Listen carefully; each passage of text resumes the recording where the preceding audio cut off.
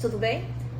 Como eu falei no outro vídeo, eu trabalhei a maior parte da minha vida na área de recursos humanos. Mas agora, há alguns anos, eu estou expandindo para outros mercados e outros segmentos de atuação.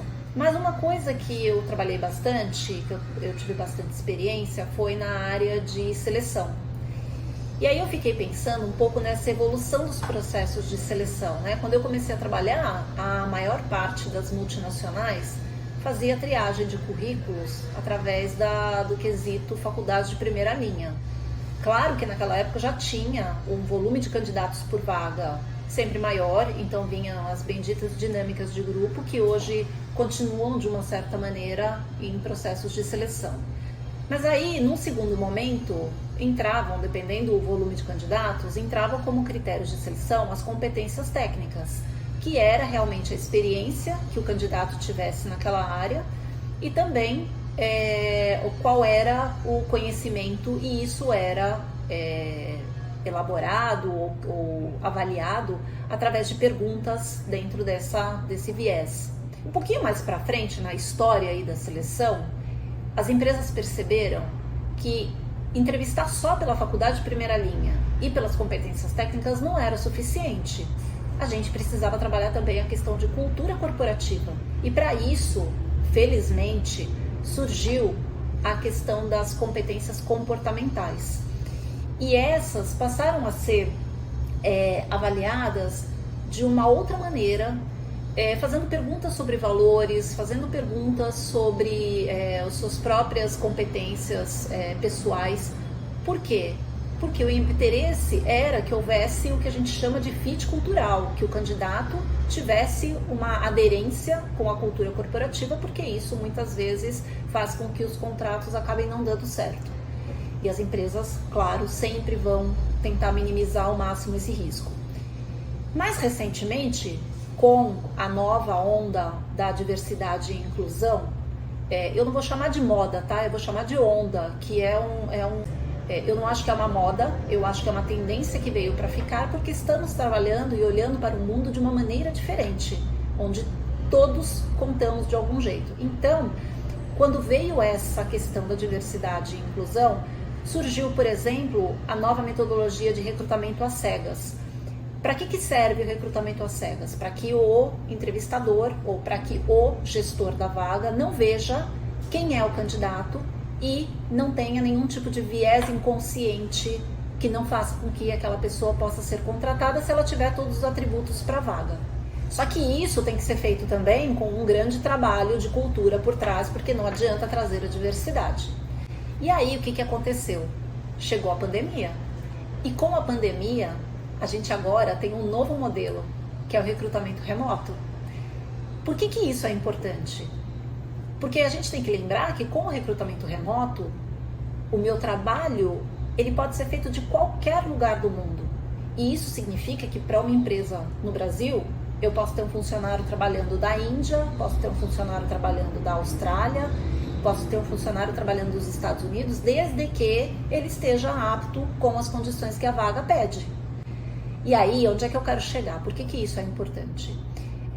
O Instituto IMD, lá da Suíça, ele fez eu vou pegar aqui a minha colinha, tá, gente? Porque eu não decorei o nome do prêmio, do ranking, na verdade, que é o Ranking Global de Competitividade Digital. O que é esse ranking? Ele listou os países de acordo com a prontidão, vamos dizer assim, e reação em relação à tecnologia, por conta principalmente da pandemia. E o que aconteceu? O resultado foi que o Brasil ficou no 62º lugar nesse ranking mundial, que não é legal. E sabe o que é pior?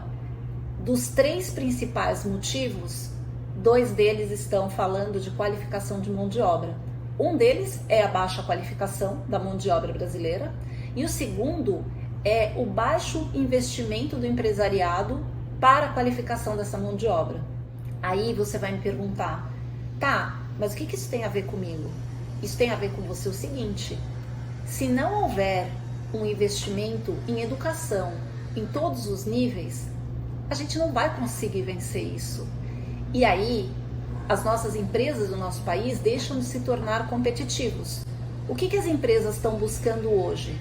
Elas estão buscando profissionais com competências que sejam mais globalmente interessantes. Então, por exemplo, você já ouviu falar de STEM? STEM é uma sigla em inglês que fala de ciências, tecnologia, engenharia e matemática, que são 4 áreas de grande interesse pelas corporações multinacionais. E mais uma coisa, ensino de idiomas. Inglês é fundamental hoje em dia para o futuro profissional. Todo mundo já sabe disso, mas ainda tem uma baixa qualificação. E aí, o que as empresas estão fazendo para tentar resolver e sanar esses problemas? As grandes multinacionais que podem investir em treinamento, que têm grandes verbas, têm criado seus próprios programas, onde elas oferecem um treinamento durante 6 meses para candidatos pré-selecionados, e aqueles que tiverem os melhores resultados saem com garantia de emprego. E, logicamente, você tem uma gama aí de candidatos que saem com uma certa qualificação. Eu ainda questiono, esse é um modelo relativamente recente, que muda um pouco, sai do formato que a gente tinha em RH antes de universidade corporativa, mas eu não sei como é que vai ser a evolução desses profissionais dentro de uma empresa quando eles entraram através desse meio que é um treinamento muito mais técnico do que necessariamente complementado pelo comportamental. Eu quero crer que essas corporações grandes vão investir também no desenvolvimento comportamental e darão oportunidades iguais para todos. Mas fica aí a pergunta também. E aí, se a gente pensar desse ponto de vista, eu quero deixar aqui uma provocação. Eu chamo isso aí de mão de obra fast food. Por que é mão de obra fast food? Eu sei que isso vai gerar uma certa polêmica, mas eu acho que esse aí é um olhar um pouco míope. Eu estou resolvendo o meu problema. Eu estou resolvendo o meu problema rápido. Eu preciso de alguém que saiba desenvolver alguma coisa na linguagem XYZ. Mas o ponto é, a minha situação fora vai continuar a mesma. E você vai ter grandes empresas fazendo as mesmas coisas, contratando essa pequena porção de mão de obra, sem olhar para o aspecto global, de que a base continua com problema. Então, a minha provocação aqui volta a ser: por que as empresas e os gestores não podem trabalhar com essa força coletiva para tentar mudar o panorama geral e fazer as coisas serem um pouco mais modernas, um pouco mais ágeis, um pouco mais focadas, para que a gente possa também ter a chamada sustentabilidade e longevidade, tanto corporativa como do país. Eu sei que é uma provocação, mas eu acho que vale a reflexão. O que vocês acham?